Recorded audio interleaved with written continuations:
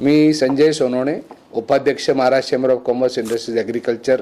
उत्तर महाराष्ट्र रिजन। आज महाराष्ट्र राज्याचं जे बजेट आदरणीय मुख्यमंत्र्यांनी मांडलं त्यात अत्यंत महत्त्वाचे विषय असे आहेत की उत्तर महाराष्ट्रासाठी 2027 साली येऊ घातलेला जो कुंभमेळा आहे त्याच्यामध्ये त्र्यंबकेश्वर आणि नाशिक याच्यासाठी जे प्राधिकरण स्थापन केलेले त्या प्राधिकरणाच्या माध्यमातून खूप मोठ्या प्रमाणावरती उत्तर महाराष्ट्रात उद्योग संधी उपलब्ध होणार आहेत आणि देशभरातनं जे भाविक येणार आहेत त्यांना नाशिक येणाऱ्या काळामध्ये एक पूर्ण बदललेलं नाशिक दिसेल आणि मला वाटतं की एक खूप महत्त्वाची घोषणा ही मुख्यमंत्री महोदयांनी अर्थसंकल्पात केलेली आहे, त्याचं आम्ही खूप स्वागत करतो। दुसरी महत्त्वाची गोष्ट धुळा आणि इतर परिसरामध्ये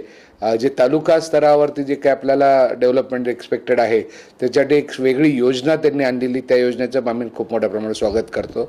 कृषी क्षेत्रासाठी सगळ्यात महत्त्वाचा ज्याला बैलाचा दगड म्हणता येईल अशी योजना ज्याच्यात ग्रामीण भागातले पंतप्रधान ग्राम सडक योजनेच्या माध्यमातून जे रस्ते होणार आहेत त्याच्यानी कृषी मालाची जी वाहतूक आहे ती जलद होणार आहे आणि शेतकऱ्यांचा माल जो वेळेत पोहोचल्याने म्हणजे जो खराब होतो तो खराब न होता वेळेत तो मार्केट यार्ड असेल किंवा एक्सपोर्ट सर्व्हिससाठी पोहोचेल आणि त्यालासुद्धा आपल्याला एक खूप चांगला सक्षमीकरण कृषी क्षेत्राला त्यातनं होईल अशी अपेक्षा आहे। त्याचबरोबर प्रस्तावित जे रेल्वे मार्ग आहे ज्याच्यामध्ये आपल्या राज्याचा वाटा 50% आहे असे बरेचसे प्रस्तावित रेल्वे मार्ग ज्याच्यामध्ये बहुचर्चित आपली मालेगाव धुळा आणि इंदोर ही रेल्वे लाईन आहे जिचं काम चालू झालेलं आहे, त्याच्यासाठी सुद्धा त्यांनी